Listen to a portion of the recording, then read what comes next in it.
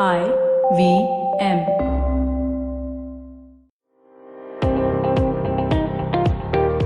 Welcome to All Things Policy, a daily podcast by the Takshashila Institution. We are a bunch of policy nerds based in Bengaluru, and we like bringing fresh perspectives to Indian affairs and Indian perspectives to global affairs. So grab a cup of coffee, sit back, and join us for today's chat. Hello and welcome to All Things Policy. My name is Anirudh Kanisetti. Today I'm joined by Manoj, Kewalramani and Aditya Ramanathan of our Strategic Studies group. And we're going to be talking about an event that has shaken the Middle East and might potentially transform international relations for the foreseeable future. And that is the killing of Qassem Soleimani, the head of Iran's Revolutionary Guard Corps and the head of its expeditionary Quds force on Friday last, which was the 3rd of January. It's actually part of a broader pattern of escalation that both Iran and the US have been locked in, escalating rhetoric, escalating strikes and so on and so forth. And in a lot of ways, the killing of Soleimani might be a watershed in the modern history of the Middle East. So without any further ado, let's try to kind of unpack the events leading up to his death and how they might change the region going forward. So let me first open the floor to you, Manoj. Can you tell us a bit about what exactly led to America's decision to kill Qassem Soleimani? Yeah, I think, I want to first caveat whatever I'm going to say by the fact that I look at far more uncomplicated places in the world like China as opposed to the Middle East, which is, they don't believe in win-win cooperation there. But yeah, so the idea is that, look, this goes back to a couple of years ago, say 2015, 2016, when things start to get difficult between the US and Iran. Trump comes to power. Trump pulls out of the Iranian nuclear deal. And he sets into motion a chain of events which lead to greater conflict between the US and Iran. It's not like these two countries have had a great relationship. They don't have a diplomatic relationship since 1979, since the Islamic Revolution and the siege of the American embassy, in which 52 Americans were held hostage for a very long period of time. And that's been this overarching sort of thing that dominates this relationship. Fast forward to a long time ago, I presume people would recall, or probably the younger listeners would not recall, when George Bush launched his war on terror after the 9/11 attacks. He subsequently termed 3 countries as part of an axis of evil, and Iran was part of that, although Iran had nothing to do with the 9/11 attacks. So there's been this deep suspicion, deep hostility that's ingrained within the American system and the Iranian system with regard to each other. To the more proximate sort of events, there was, I think, if you go back, the Iranian nuclear deal is sort of one thing, but the other big factor is that ever since the US invasion of Iraq and the subsequent sort of formation of government in Iraq, there's been there was an idea in the US that, once you would invade Iraq and you would remove Saddam Hussein, you would somehow be able to create a sort of multi-ethnic democracy in Iraq. That didn't happen. Iraq's Shia majority essentially took charge of the country. And that led to sort of greater sort of fissures within the society over there. And subsequently, you've seen Iran playing a bigger role over there, given that Iran is a Shia power. And there is this Shia-Sunni schism in the Middle East, which is dominant. And Iran's influence in Iraq has sort of increased substantially, with sort of Shia militias in Iraq being supported by the Iranians. The more proximate cause was in the last week of December. There was an attack which killed a American contractor, which subsequently followed by a US attack. And then there were protests against the US embassy in Baghdad. I think it was New Year's Day, 31st of December. There were protests against the US embassy. The embassy was being sort of occupied by a bunch of people. Again, if you listen to American diplomats and former diplomats talking about this or writing about this on Twitter, they'd basically say, well, you can't call these guys protesters. They are sort of, terrorists of some sort. And as a response to that is this American drone strike that happens, which takes out Soleimani, who is part of the Quds, who leads the Quds force in Iran. And he essentially his job is essentially to expand Iran's influence across the region through covert intelligence and military operations. This again comes with sort of months of tension building up between the West and Iran, actually, over oil tankers in the Gulf of Hormuz, in Strait of Hormuz, over attacks on a site in Saudi Arabia, the proxy war in Yemen, and all those sorts of things. And then you see this case of where this drone strike hits Soleimani, he gets taken out. He's a big deal in that country. He's he's an important power center very close to the Ayatollah, runs in some ways his own version of Iranian foreign policy, separate from, the elected leadership's foreign policy. And the fact that he was taken out in such a brutal manner, in such a it's sort of also a display of US power and US ability to target and kill people. What was also interesting was that he was taken out while he was in Baghdad, and he was going to meet the Iraqi leadership, which was acting as a go-between between the Iranians and the Saudis, which is the bigger proxy war in the region. So that's essentially what's happened so far. And subsequently, there's been massive protests in Iraq. The Iraqi parliament sort of convened for an emergency session. They passed a resolution asking the US to leave the country. And Donald Trump, I believe, actually threatened sanctions on Iraq if they He said we won't leave until you pay us all the money that we've spent in the country. Yeah, I mean, it's a non-binding vote, basically. Yeah. It's not like they have a binding obligation to kick the Americans out. I've seen a draft letter that seems to have been sent by the American military to the head of one of Iraq's military commanders, saying that they are planning to move out or something. So the Americans themselves, at least the military leadership, seems quite confused about this whole thing. And they then backed away saying, well, this was drafted beforehand, don't treat this as official, and that sort of thing. And I mean, what was fascinating was Iran responded by saying we sort of pledge harsh revenge, and I'm quoting them when I say harsh revenge. When that comes, how that comes, we don't know. What form that will take, we don't know. But there'll probably be multiple things that will happen. The other thing is the Iranians said that we won't necessarily abide by all aspects of this nuclear deal. Which doesn't necessarily mean that they're saying we're going to be building a bomb. Also, their capacity to build a bomb is going to be, it's still some way away. But they've sort of removed some 13,000 centrifuges from what I understand as part of this nuclear deal. But they've said that we are open to IAEA inspections. But they will do some sort of enrichment. Whether that takes them to a bomb in what sort of time frame is another matter altogether. So that's the other part of this deal. Donald Trump, in his explanation after the attack, said something which I thought was very interesting. He said, and I'm going to quote him now, because it's just fascinating. He carries out this strike and then they say, we took the action last night to stop a war. We did not take the action to start a war. So the US sort of went on this strange de-escalatory rhetoric while also saying, we'll target 52 different sites and, 52 reference to the hostages, and the Iranians ended up saying, well, if you remember 52, then you also should remember 290, which is the number of people that were killed in, which was the year when that flight incident happened. 1988. So I think there's this escalated rhetoric going on, and everybody's worried about it.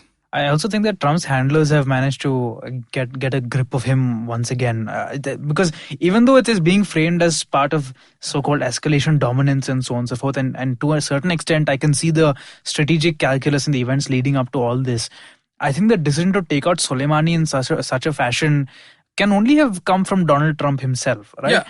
Because it's election year and so on and so forth. I mean, look, the US military, Pompeo, everybody was very, very clear. This was done because Trump wanted it to be done. And it bolsters Trump's sort of credentials of being this, because nobody can, I can't see anybody in the US being critical of this, even sort of his Democratic rivals.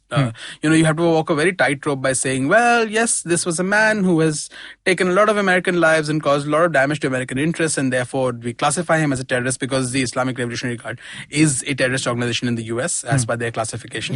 So it's very difficult for anybody to really criticize him. And then it also allows him to go back and say, well, Obama killed Osama, but look, I've got Baghdadi, I've got Soleimani, I've wiped out ISIS, I've done so many things. It bolsters his sort of foreign policy, anti-terrorism, sort of tough man credentials. The supreme irony is that the fact that Iran has felt a need to kind of project its power into the Middle East and so all that comes from the fact that they feel insecure about America's intentions towards them, which are again tied to Donald Trump's idiotic idea that somehow the 2015 nuclear deal was screwing over the US. It's fascinating that, how in a matter of less than 5 years, what seemed like a changing strategic calculus in the Middle East with Obama sort of having this rapprochement with Iran to this complete hostility and this complete turnaround. It's amazing because the US should not be a system, given that it's there is a system of Congress, there are structures where you end up having this prolonged conversation about policy. It should not be flipping this easily, but it actually flips this easily. And that to me is very surprising. So this kind of political economy aspect of the entire thing is something I really want to get into later in this podcast. But for now, let's kind of understand the Iranian position on all this, right?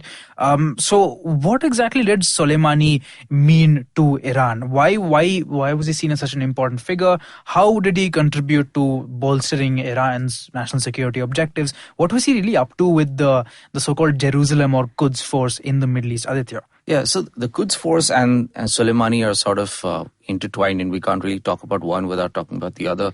The Quds force is, of course, part of the Islamic Revolutionary Guards Council, which was basically set up right after the revolution, and it includes, it's partly just a militia, but it has this elite force within it called the Quds force, or Jerusalem force. And Soleimani didn't start his career there. He started, in 1980 to 88 was the Iran-Iraq war. It was basically Saddam Hussein's regime fighting the new revolutionary regime in Iran, and he basically distinguished himself there. And very early age he rose. He was, I think, 22 when he joined the ranks, when he joined the fighting, and he rose through the ranks very quickly, made a mark for himself. He's involved in suppressing a Kurdish rebellion, and he joined the Quds force. He actually became head of the Quds force only in 1998. But now, at the same time, in the 1980s, the Quds force is not idle. And one of the most important things that it does is in 1982, it helps set up Hezbollah in Lebanon. And this is 1982 is exactly the time of the Israeli intervention in the Lebanese civil war, Operation Peace for Galilee. And in 1983, you have two devastating attacks. One in March on the U.S. Embassy in Beirut, which kills about 60 people. And then you have a second attack in October, which kills 241 U.S. service personnel and 58 French service personnel. So these were very sophisticated truck bombs, probably thermobaric or fuel air explosive devices, and were almost certainly at least designed by a state, someone like Iran, and possibly even constructed in Iran and transported there. And so this was, I think, an early example of how the Iranians were using proxies, using covert means to project force. And this has been a model that the Quds force has been able to apply in the Middle East, in the very unique political geography of the Middle East, where you have several non-state actors, you have multiple competing ethnic groups. So, for instance, they have a very complex relationship with the Kurds of Iraq, which really goes back to the Iran-Iraq war. They set up Askeri, the Supreme Council for Islamic Revolution in Iraq during the Iran-Iraq war, which is basically a underground Shia group which existed in Iraq even under Saddam Hussein, though most of its leaders were obviously in exile. I mean, so Quds force has really been central part of actually the foreign policy of Iran, because it's a very securitized environment, very difficult place. And, right after Soleimani became head of the Quds force in 98, you had a crisis where differing figures, 9 or 10 Iranian diplomats were killed in Mazar-e-Sharif by the Taliban. And the Iranians were ready to go to war at that moment. But it was Soleimani who sort of took the other option, which is to continue supporting or strengthen support for the Northern Alliance, which India was also supporting at that time. And then something strange happened. So you had 9/11 soon after that. And it was actually a moment of rapprochement between Iran and the US, because they had a common interest in taking out the Taliban. Yep. The Iranians actually shared some intelligence with the US. And things seemed to be going okay until, of course, 2002. As Manoj mentioned, the axis of evil speech. And, of course, that was also the same year that Iran's covert nuclear facility in Natanz was discovered. So I think that the US-Iran relationship, which has always been troubled, has been defined by that really since 2002. 2003, of course, the very next year, the Americans went into Iraq. Now, by this time, you have to imagine, Iranians look to their east and look to their west. To their east, they have the Americans in Afghanistan. To the west, they have the Americans in Iraq. Yep. And it's not a comfortable situation for them. But they still cooperate with the Americans when they're trying to create a governing council for, transition there. Soleimani is basically helping the Americans vet politicians, who join members of the governing council. But then things go sour. I think, everybody could give their own reasons. I think partly it's because things simply went out of control in Iraq. It was clear to the Iranians that the Americans were not in control. And also I think that the Iranians saw some use in keeping the Americans off guard, off balance rather. And so they started supporting Shia insurgents in Iraq. So Skiri, which I just mentioned, was partly useful. Muqtada al-Sadar's militia, Mahdi militia, was, sort of, cooperate with the Iranians where they could, but it was really other smaller militias. One of the successes of which was actually, so-called protesting outside the U.S. embassy last week.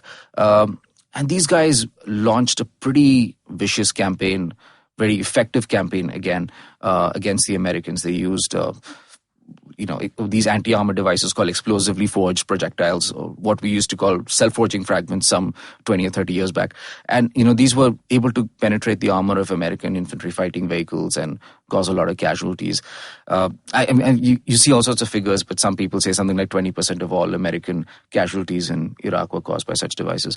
And so then Soleimani also does something else very strange. He also starts doing this nudge, wink with some Sunni groups so that they can go and, for instance, including Al-Qaeda, don't do anything here. We're not going to support you, but if you want to go and attack the Saudis, that's okay.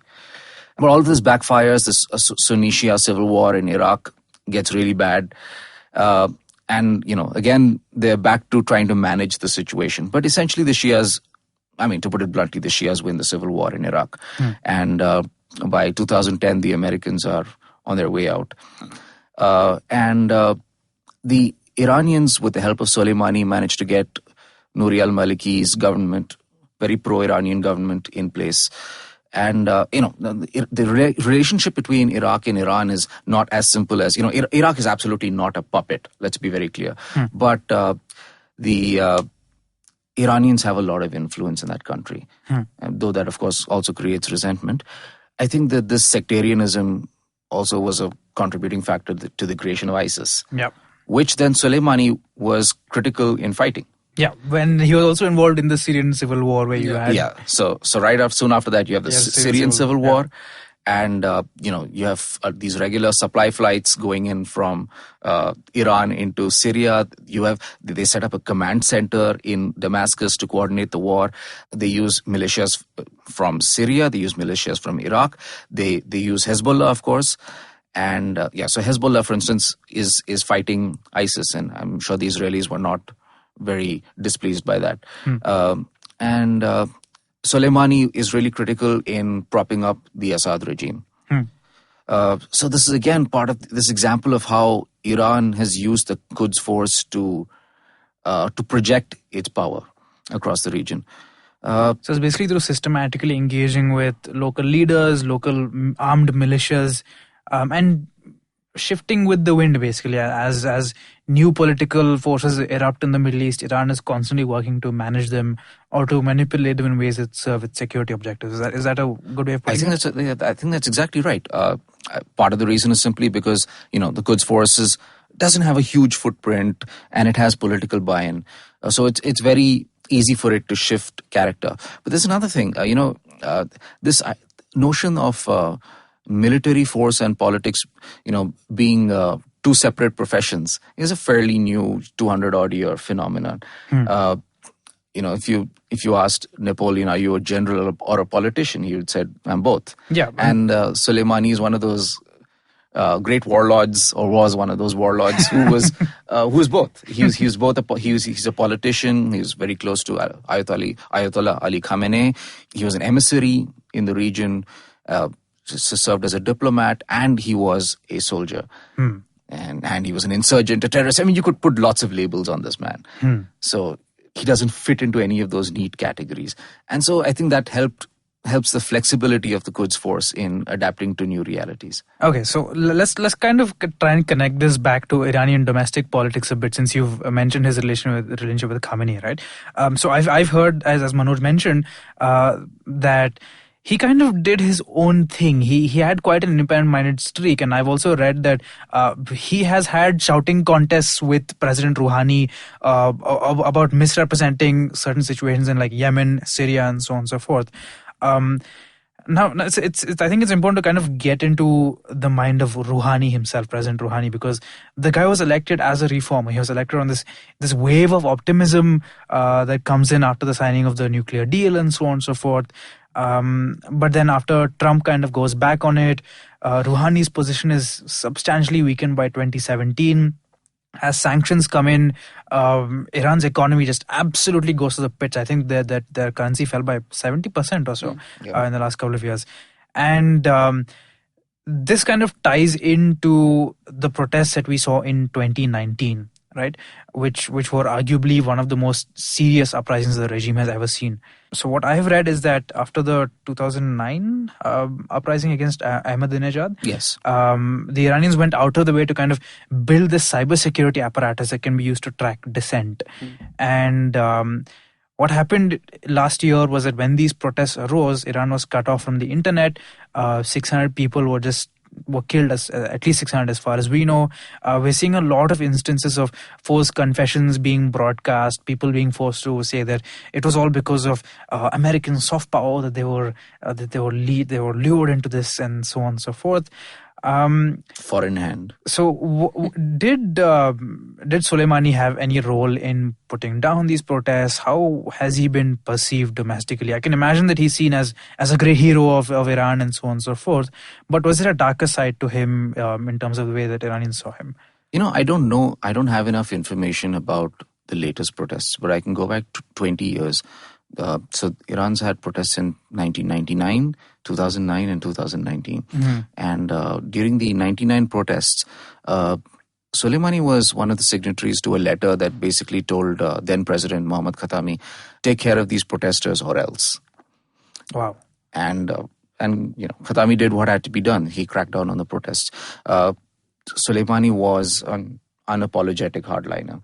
And I'm sure that the 2019 protests was something he had absolutely no sympathy for. So what kind of influence does the IRGC just generally have in Iran, domestically? Well, there's another wing of the IRGC, auxiliary force, the Basij militia, which has been involved in suppressing dissent, including last year.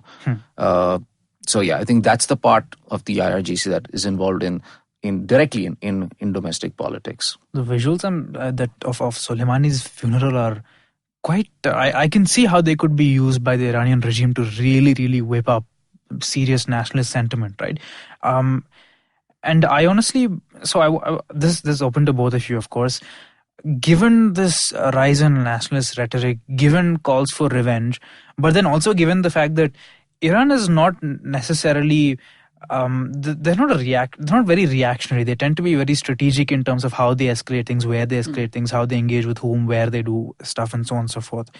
Do you think that they would indulge in some kind of flashy show of force, or just renew their commitment to getting the Americans out of the Middle East as they've stated? I think if you look at it from the point of view of what is the regime's interest, the regime's interest is to survive and to remain there. And if you had to do that, and that's one of the reasons why my sense is that it's been so flexible. The fact that you can work with the Americans against ISIS, you can then sort of undermine things. So this flexibility comes from this desire to survive. In that sense, this current sort of scenario, given the fact that there were protests, there was a crackdown, there was clearly a lot of domestic discontent. This gives you the opportunity to ignore that, or to make sure that, if I were to look at it in sort of any other context, the external threat allows internal sort of cohesion in some way, because when that external threat remains. And the regime's probably been able to whip that up. And those probably also becomes very clear in the sort of images that we are seeing, of the supreme leader crying and those sorts of things. I mean, those things, catch on in any country. I mean, they would catch on even in a country like India, where such images have force. And I think that's the idea, that you use this to bolster the regime's legitimacy as the only force that can stave off the quote-unquote great Satan. And the idea is that would sustaining that legitimacy require you to do something flashy? Or would it further undermine your capability? Because then you would actually invite American action, possibly direct American action, which might be disastrous for America also in the long run, but it would probably mean the end of the regime. And I therefore think that would not be something that they would be engaging in. It's far more costly. What's far more effective possibly are things like, again, using your proxies, cyber offensives, do those kinds of things which are low cost, under the radar, which probably continue on a daily basis between the US and Iran. Particularly cyber sort of, back and forth. And I think they'd be sort of doing more of that and targeting American interests in the region, but doing it as sort of covertly. You don't necessarily need to, because you don't need a response to satisfy the public need and therefore bolster your legitimacy. Your legitimacy comes itself from the fact that there is a threat against you. And this threat is so visible in the fact that it's taken out somebody who you've been able to also further bolster as a national leader in that sort of sense. So I don't think, therefore, I would see anything flashy happening. Somebody on Twitter described Soleimani as he's the guy who saved the Middle East from the Middle Eastern equivalent of Nazis, referring to ISIS. Okay. Which as strange as a terminology as that might be, I can see how that would reverberate, because he's not just a hero in Iran necessarily, but like across the region, given the multitude of actors with differing interests out there.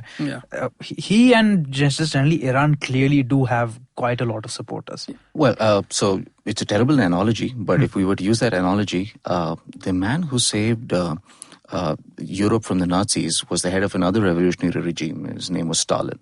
So not a great analogy to pursue.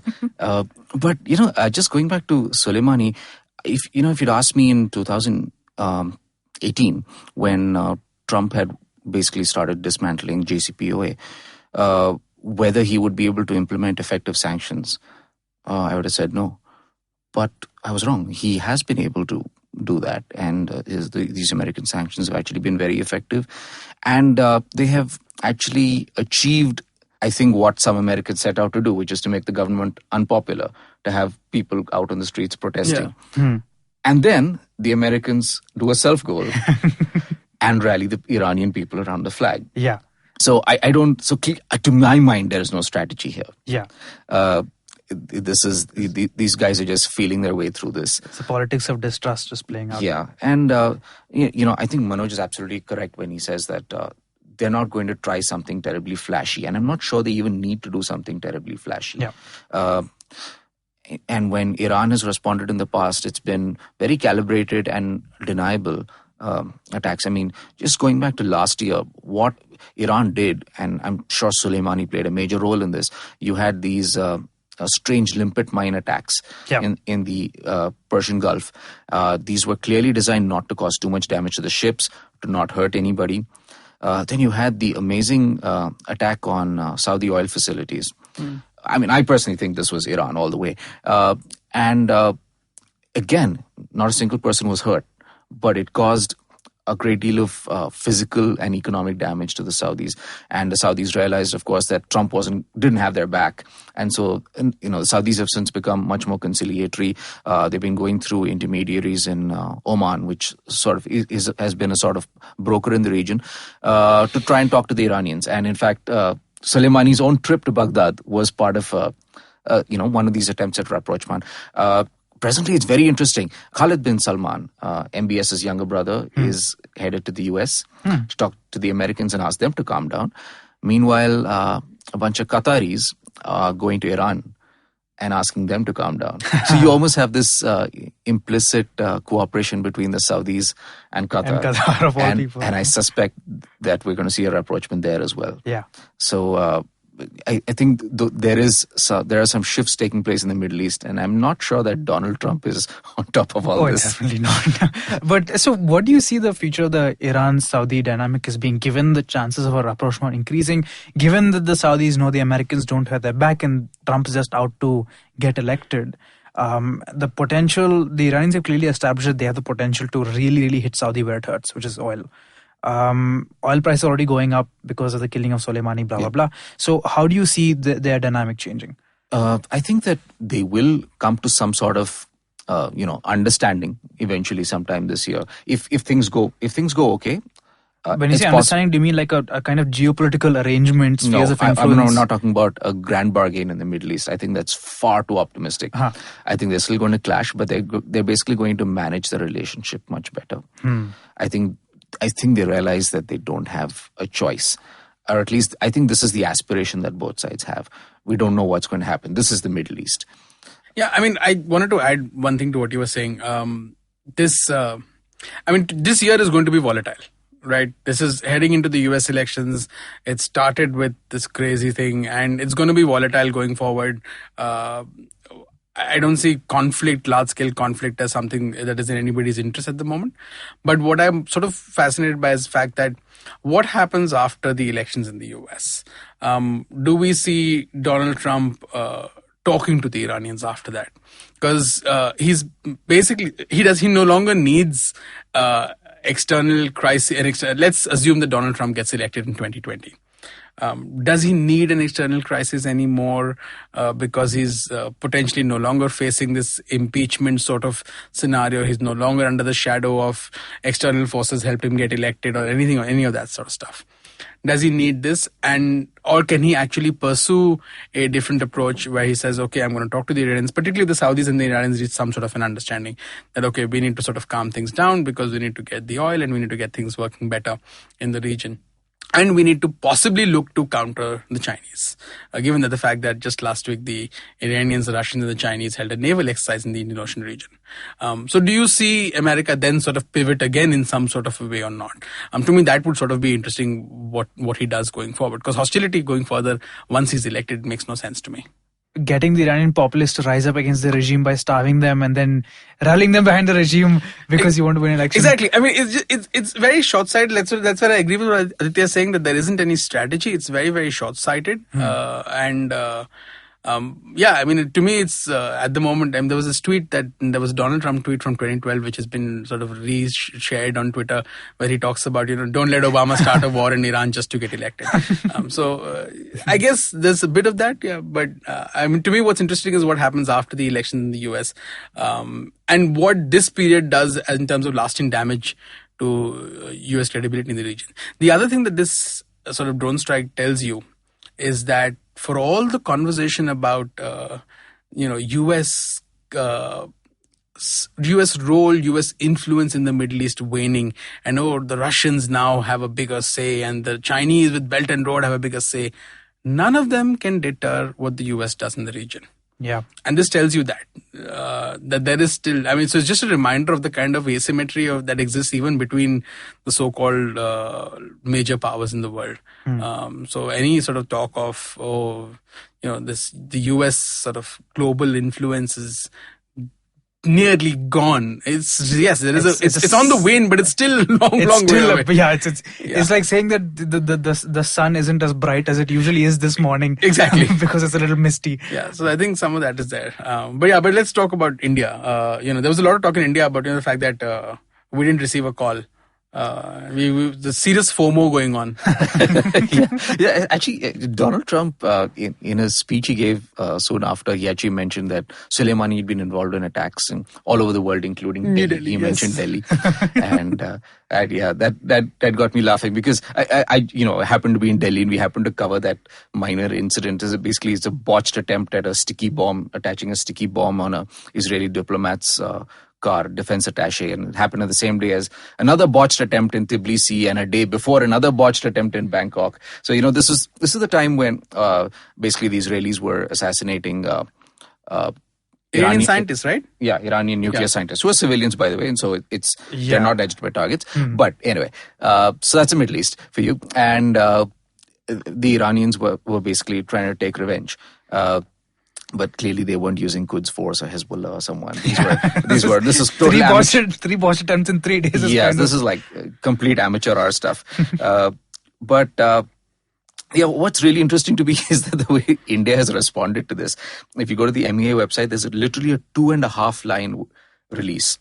The headline, I just want to read this out. The headline is "Killing of a Senior Iranian Leader by the US." Now, we have noted that a senior Iranian leader has been killed by the US. The increase in tension has alarmed the world. Remember, it's not alarmed India, it's alarmed the world. Okay. Then, peace, stability, and security in this region is of utmost importance to India, blah, blah, blah. It is vital that the situation does not escalate further. India has consistently advocated for restraint and continues to do so.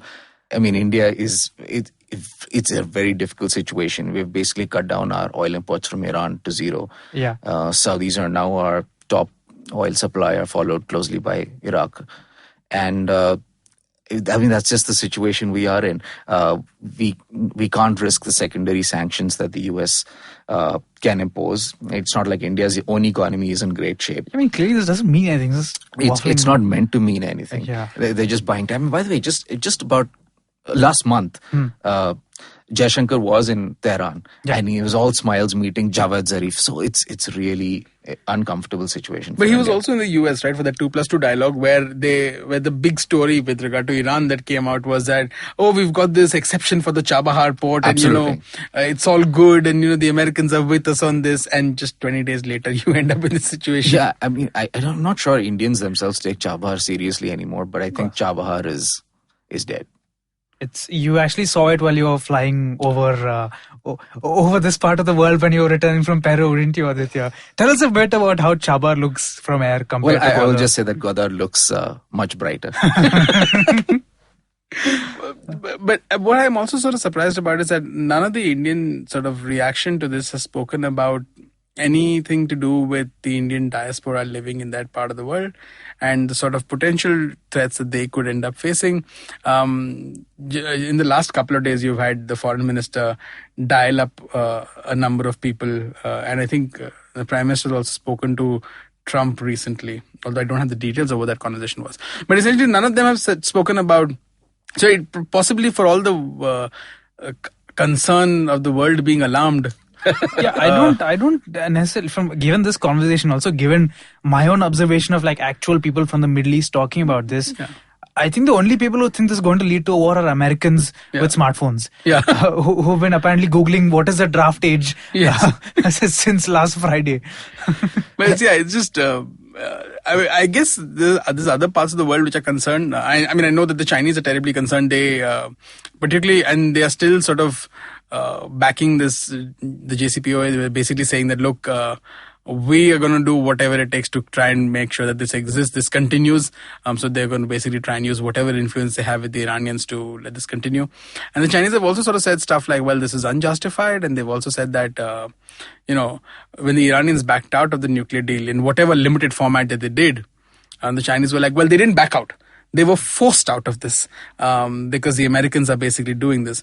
So, which is fair. Yeah, and I think there's a lot of concern among the Chinese in particular, because their worry is, look, our oil and gas comes from that part of the world, and we've got so much of money that we've pumped in just building infrastructure now, that we don't want to see conflict.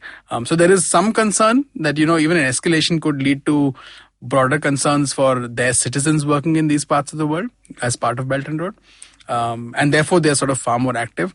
My only sort of thing with the Indian reaction is that there is absolutely no mention of Indian citizens, or at least I have not come across any, I could be wrong, of Indian citizens working in the region or any advisories to them, anything. There's been no reaction. So actually adding on to that point, since you brought up the fact that the economy isn't doing great, right? You would assume that keeping fuel prices low would be a massive domestic priority for the government at all costs. Yeah. But this statement, and it does not seem like there's any activity on that. This is beyond India's control. I mean, this is the problem is that our fuel bill is so high, and so any sort of we have to be very, very sensitive to some of the stuff that happens in the region, and it's beyond our control. And subsequent governments have not been able to do anything from a capacity point of view to be able to influence events in the region, because in order to keep the fuel bill low, because if you want to keep it low, there's one thing to say that it is beyond our control. These are events which we could not do anything about. But do you have any capacity to do anything in the region? Exactly. I don't know whether we've built up any significant capacity in the region. There was a big shebang done over the fact that a temple was built where? In Qatar, was it? Couple of countries, yeah. Yeah, so the big temple was built. There's a massive hangama about the so-called Look West policy and all that. Yeah. And clearly, I think the fact that India has not said anything meaningful, has not really done anything meaningful, and does not seem to be either not interested or incapable of doing anything in the region after this is quite indicative of the health of our. I think my concern with all of this is that, look, there's a lot of looking here and acting there.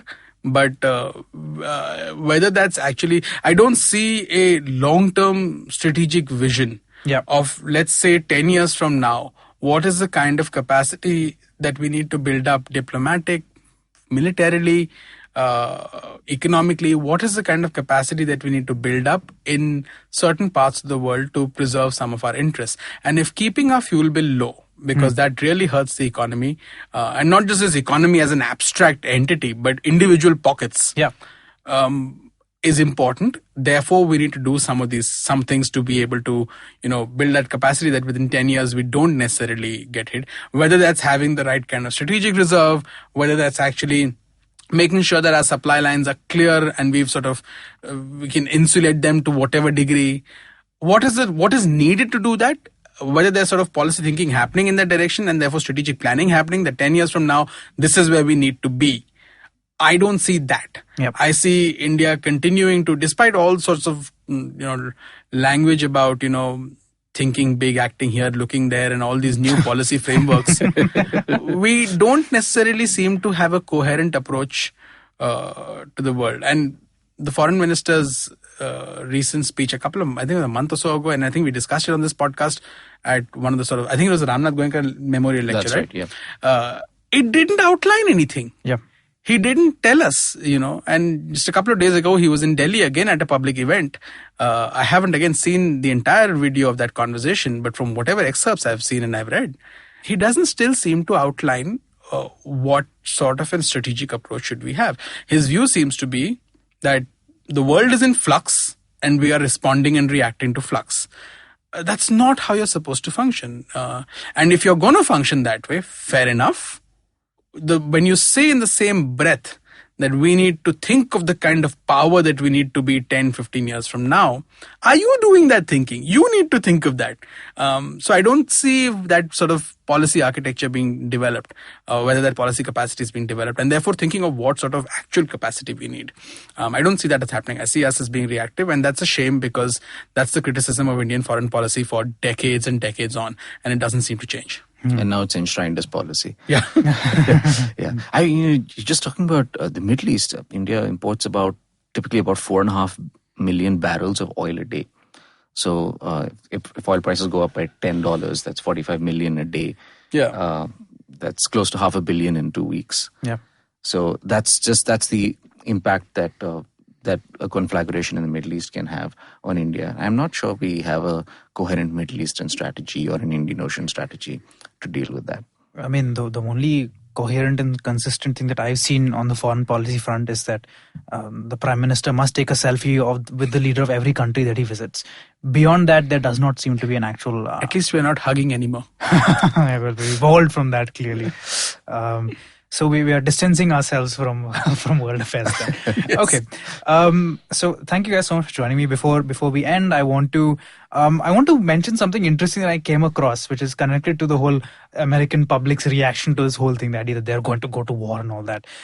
So it turns out that all these chants that you see of Iranian parliamentarians chanting death to America and all that, it turns out that saying death to XYZ is kind of a fairly standard thing in Farsi.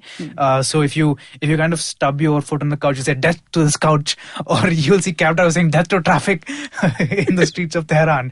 So it's but the Anglophone media is kind of fixated on that particular phrasing. And also it turns out that the Iranian government is not far behind other governments in terms of using trendy influencers to kind of spread its message.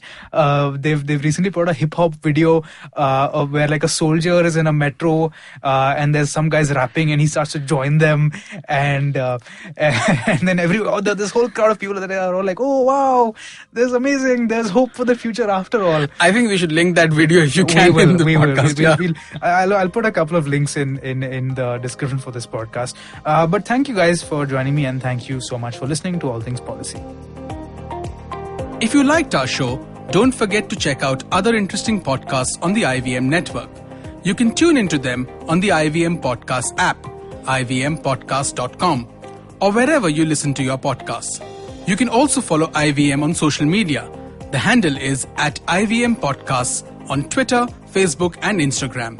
And hey, if you'd like to dive into Takshashila's research on technology, strategy, and economic affairs, check us out at our Twitter handle @TakshashilaINST or our website takshashila.org.in.